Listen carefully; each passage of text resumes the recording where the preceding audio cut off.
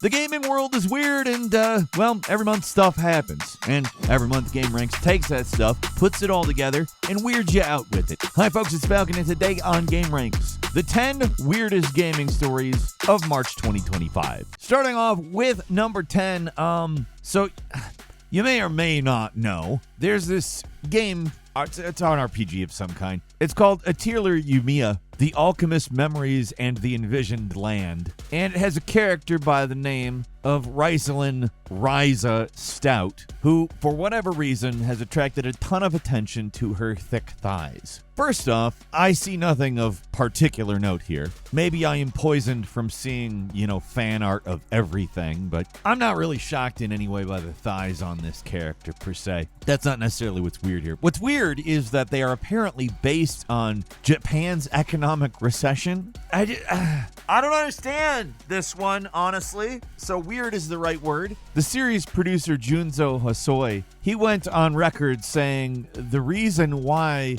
is that during recessions, there's a cultural shift towards favoring characters with, quote, voluptuous body types and, quote, motherly characteristics, because apparently they make people more comfortable. So basically, as the GDP dips, the characters get hips. That's so stupid. I apologize for me. At number 9, Split Fiction, basically Willy Wonka, everybody. There's no chocolate or whimsy, but there is a sneak peek at the developer's next unannounced game. So there's like this crazy difficult level in what's honestly an already pretty challenging game. Not hardcore, but not easy. That said, the secret level, nearly impossible. It was so tough only one player managed to finish it. And they were rewarded with an invitation to visit the studio to preview the next project. There's no PR campaign, there's no countdowns, just a really hard level with a super weird prize behind it. Hazelight Studios said it's basically, the whole idea was they wanted to create community intrigue, which is honestly crazy. I wish more developers would do less trailer drops and more things like this, because honestly, it just makes me want to play Split Fiction more. It's a good game, to be frank, but also was made by cool people. At number 8, Fatal Fury added Cristiano Ronaldo, the football/soccer player. You ever wake up and think, what if Ronaldo roundhouse kicked Terry Bogard in a SNK game? I'll bet you wouldn't think that, because there hasn't been a Fatal Fury in decades. But hey, guess what? That's exactly what SNK was thinking. They just casually dropped that Ronaldo is in the game in their trailer. Now, obviously, this has something to do with a promotional deal. I cannot imagine why Cristiano Ronaldo would be in Fatal Fury, if not for some kind of a promotional deal. Hopefully, it is not the start of some kind of cursed multiverse, though. Where it's a situation where I actually want it to be a promotional deal, which is uncommon. And at number 7, Big Rigs Over-the-Road Racing, a game that has been mocked relentlessly for a very long time for being bad, and that's a massive understatement. It's not bad, it's a disaster of a game. A publisher called Marguerite Entertainment acquired the rights to Big Rigs Over-the-Road Racing in a bid to, and this is what it says on its website, that their mission is acquiring and licensing classic games because it is eager to present these exceptional games to an emerging audience. They have no other titles announced, however, besides Big Rigs Over-the-Road Racing. And again, if you know word one about this game, you know it is not a classic game by any stretch. Exceptional might be a word that you could use for it. Exceptional, of course, meaning being an exception or being uncommon. This game is uncommonly bad. It is so bad, in my opinion, it is good. Not good in the I want to play it way. Good in the buying it is probably a funny idea way. Genuinely playing this game is not fun, but playing it, ironically, is. It is such a broken mess, even after patches. It is actually kind of awesome that it's coming to Steam. This is Weird Gaming Stories. We're talking about things that are weird. This is as weird as it gets. It's one of those games where it's kind of both universally hated as well as people kind of like that it exists because it's a great punching bag. Like, Marguerite is this apparently Chinese company that I don't know if they completely understand what big rigs over-the-road racing is, but they may have accidentally initiated a new wave of memes, and I'm there for that. I'm perfectly fine if that happens. In fact, that's what I hope happens. At number 6, Tencent. Oh, you know Tencent, the biggest Chinese company. They made a very large investment in a new spin-off from Ubisoft. They invested $1.25 billion, and they own about a quarter of this spin-off company, and thus about 10% of Ubisoft total. This subsidiary is going to be in charge of Assassin's Creed, Far Cry, Tom Clancy's Rainbow Six, and potentially some other large Ubisoft franchises. Now, the reason why this is weird is because what in the hell do you need a subsidiary for this for? There's another weird aspect of it in that Ubisoft's stock market was pretty bad in the lead up to Assassin's Creed Shadows.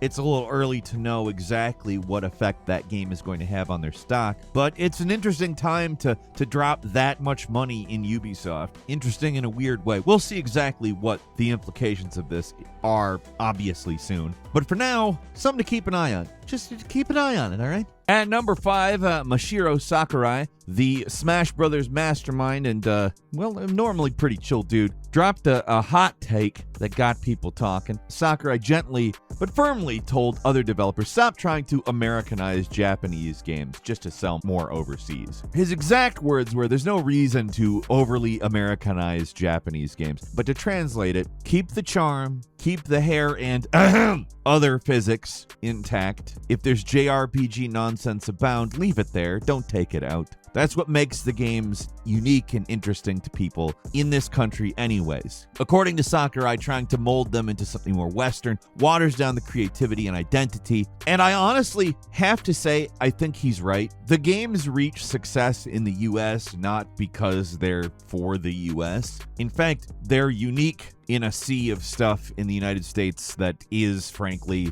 not unique. That's what Japanese games work well as, an alternative. Even if they became the quote-unquote mainstream, it would be because they're very Japanese and not because they westernize. In fact, they probably wouldn't become bigger Western. Like, Western people just rip off your art styles or whatever and make games that don't do as well overall. Just let them do it. Make games the way that you make them. I agree with Sakurai. He's right. It's weird that it needs to be said. At number 4, in Japan, they launched a PS5 rental where you get the console for $6.56 for a week. Actually, 8 full days, 7 nights. That is less than it costs to buy a latte at Starbucks. You have all of these for the price of a coffee services nowadays. And coffee was like, hold my beer. $6.56. Not only is that less than a coffee, but it's obviously less than a coffee nowadays. Jeez. But I'll tell you what's extra weird about this one. There's a Japanese rental chain called GEO or Geo. I'm not 100% sure. It's like GameFly, except for it's in Japan, and they're also apparently completely insane because they ship it for free both ways. Now, to be fair, this is for first-time renters only. It's obviously to get you hooked on the idea that you can rent a PS5 for relatively cheap. I'm sure the actual rental service beyond the first time is still relatively cheap. Or maybe they want you to get hooked on the PS5 so you start renting PS5 games from them. I don't know. I think this is a genius loss leader strategy because it brings you into their ecosystem with something you cannot deny is a fantastic deal. It's weird that rental services in the United States don't understand that's how you make it work. You get people into the ecosystem with something that they cannot deny. Tastes great. Cheap PS5. This is also how people get addicted to heroin. I don't know why I said it like that. And number 3, apparently gamers actually have limits. Dying Light, the 386,000. I hate reading that number in relation to how much a video game would cost. The Dying Light Special Edition that costs more than any rational human being should pay for it didn't sell, which makes me very happy. You know, collector's editions usually throw in a figurine, steelbook, digital art book nobody opens. They put it on their shelf and they're like, I have that. Sometimes they screw you over by advertising a very good-looking bag and you get a very bad-looking bag. Well, Techland went way above and beyond that. They made a special edition of Dying Light that included parkour lessons, night vision goggles, a custom-built zombie-proof shelter, and guess what? Nobody bought it. I'm kind of shocked. Turns out the crossover market for extremely rich survivalists and people with Xbox is actually much lower than anticipated. Like, I would figure there would at least be one of them out there, but somehow no. Techland confirmed this month that they sold no copies of this edition, which makes me very happy. It's annoying when a gamer will spend $100 on a skin. It is annoying, but at least they won't spend $386,000 on a game.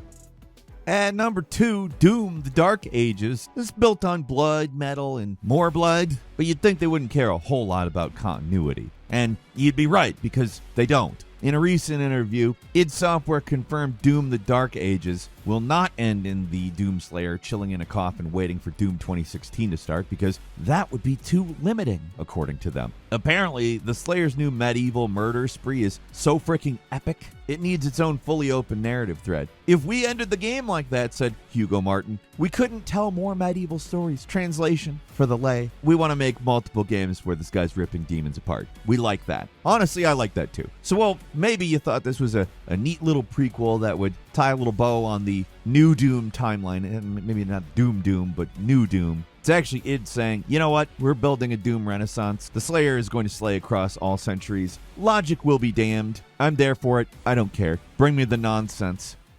And finally, at number 1, a super slim PS2 appeared on AliExpress from the timeline where Sony never stopped, just kept making it slimmer and slimmer and slimmer. Honestly, I love it. How can you not? It is allegedly fully functional. It has complete disc support. Of course, you do not need discs. This is now and not then. I don't know how legal it is. Well, actually, I do, but I just don't want to talk about it. I think that it's very cool, and I like it better than the original Slim. I want one. I want one, even if it's just to put it on a shelf so that it's obviously there. It is so cool. I will be buying one. It is weird to see how it looks. It basically looks like a PS2 Slim literally cut in half. But again, I like it. It's fun. That's all I got for you this month. Leave us a comment. Let us know what you think. If you like this video, click like. If you're not subscribed, now's a great time to do so. We upload brand new videos every day of the week. Best way to see them first is, of course, a subscription. So click subscribe. Don't forget to enable notifications. And as always, we thank you very much for watching this video. I'm Falcon. You can follow me on Twitter and book me on Cameo at Falcon the Hero. We'll see you next time right here on gameranx.